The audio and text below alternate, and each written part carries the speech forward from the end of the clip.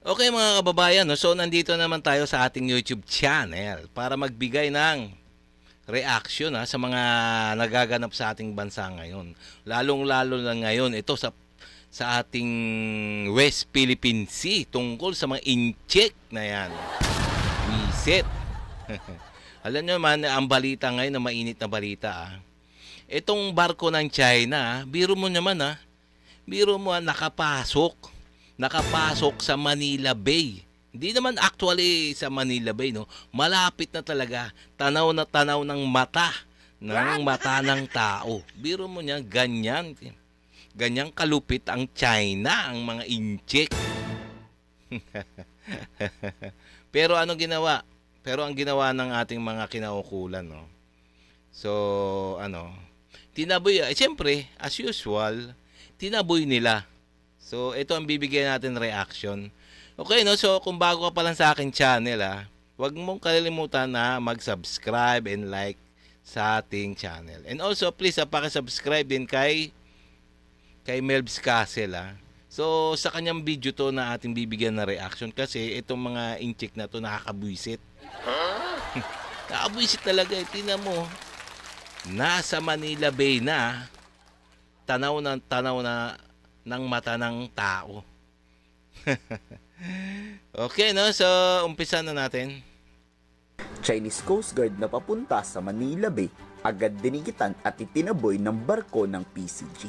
Pero bakit nga ba hindi Philippine Navy ang nagpalayas? Bakit PCG lang? Una, kinumpirmang napalayas na yan ng BRP Cape San Agustin at sinashadow naman palabas ng EDC. In-explain rin ni Commodore J. Tariela kung bakit hindi Philippine Navy warship ang sumalubong dito. Malapit na to sa Manila Bay. Actually, wala pa daw talaga to sa Manila Bay. At kung bakit nakapasok ang China ng ganito kalapit dahil nagpatay daw ang Chinese ship ng Automatic Identification System o AIS. Kaya hindi to napansin kaagad-agad. Hindi to sinugod ng Philippine Navy warship dahil 30 nautical miles pa naman ang layo ng barko ng China. Napakalayo pa niyan. At ang requirements ng Philippine Navy para pasabugin ang barko ng kalaban kung hindi ito sasagot ay 12 nautical miles territorial waters. Pero safe pa naman daw yan. Kumpirmado na rin naman na naitaboy na ng maayos. Yun. Kaya pala hindi Philippine Navy ang nagtaboy. Kasi nga, ang Philippine Navy talagang pampasabog talaga. So, kaya nga, ang ginawa ng ating mga kinaukulan dyan, ang pinadala lang yung ating Philippine Coast Guard. Sabagay na nataboy naman. Nataboy naman o palayo ang mga China Coast Guard. Pero talagang napakalaking kahihiyan to o talagang para tayong sinakluban. Sinakluban ng kahihiyan, no? Talagang sinusubukan ang ating presensya, ang ating mga armed forces, ang ating mga kinaukulan nitong mga incheck na to. Tingnan mo, malapit na, no? Talagang alam nila kasi, ang alam kasi nila diyan, itong China Coast Guard, no? Alam nila, di sila titirahin Kasi mabait ang mga Pilipino. Grabe talaga nga inaabuso na lang tayo ng mga malalaking malalaking bansa. Katulad yan, yung issue sa West Philippine Sea talagang noon pa yan Noon pa talaga yan. Ayos yan ng Philippine Coast Guard.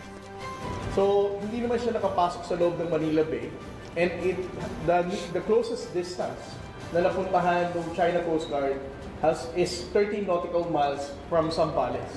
So you can just imagine from Zambales as your distance that you're going to measure doesn't mean na loob siya ng Manila Bay. Yes, 13 nautical miles from Zambales. So kung Manila Bay, idadagdag mo pa yun, mas malayo pa rin. It's BRP Cape San Agustin. Yun, malayo pa rin daw yun, 30 nautical miles. Ang requirements para pasabugin daw 12 12 nautical miles. Grabe, no? 4408 that is tracking and shadowing the China Coast Guard vessel. Tingin ni Commodore J. Tariela nang iinis lang tong China. Napahiya kasi sila eh. Inaasahang dadami pa daw ang gantong klaseng panghimasok mula sa Chinese Coast Tama. Guard. Pero hindi daw yan hahayaan ng PCG manormalize ang ganyang behavior. Handa daw silang i-intercept o itaboy agad-agad ang mga pumapasok sa ating exclusive economic zone.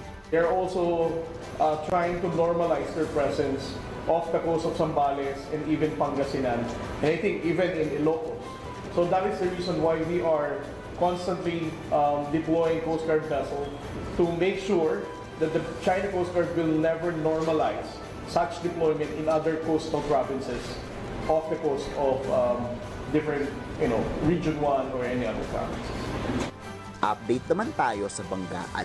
Nakauwi na daw yung 2 barko ng Chinang nawasak. Ito ang nakakatawa talaga. Yung dalawang barko ng China sa kakahabol sa ating Philippine Coast Guard. Ayun, nagbanggaan sila. Napakalaking katangahan talaga. Tingnan mo, wasak wasak ang unahan. Pero pangang balita dyan na may kasalanan paraw ay ang Pilipinas. Parang malinaw naman, no? Malinaw na malinaw pa sa tubig kanal, talagang ang nagbanggaan sila rin. Tinaw daw yan o hinila, Paulo. Patay ang mga kapitan ng barkong yan. Mainit-init na sermon ang matatanggap nila. Wow, may namatay daw. What? Kay President Xi. May namatay daw sa part ng mga China Coast Guard. Kasi nga, China Coast Guard versus PLA Navy. Mas malaki ang China PLA Navy kaysa China Coast Guard. So, binangga nila yung malaking barko nila. Tama-tama na may tao doon mismo sa sa unahan ng barko. Siguro kaya siguro nandoon kala nila kaya nilang pigilan. Yung gumaganong-ganong pa, napakatanga. Kaya nandun sa harapan ayon, pagbangga, patay. Vessels are not proceeding to those reclaimed islands ng China na usually ginagamit nila for logistical run. These 2 vessels are directly proceeding to mainland China. Probably it needs repair or it has some administrative concerns. Kayo sa tingin nyo, masiinit ba ang tensyon dahil sa nangyaring banggaan? May point naman kasi dahil napahiya talaga ang China. Ikomento sa baba ang salobin. Okay mga kababayan, ganyan ang nangyari noon. Na ang China talagang malaking dagok sa kanila yun, Sa buong mundo, kitang-kita sa buong mundo ang kanilang katangahan ba? sa kakataboy nila sa ating mga tropa diyan, sila mismo ang nagbanggaan. Kaya anong tawag doon? Pwede rin kayo mag-comment diyan mga kababayan, So talagang buti na lang magaling yung driver ng Philippine Coast Guard. Sanay sa yan. Yung karirahan, yung driver ng Philippine Coast Guard.